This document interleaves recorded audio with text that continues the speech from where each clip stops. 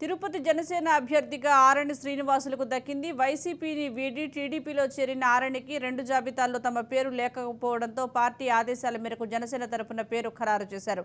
దీంతో కార్యకర్తలతో కలిసి స్థానిక కపిలతీర్థంలోని ఆంజనేయ స్వామి, గంగమ్మ ఆలయంలో పూజలు నిర్వహించారు.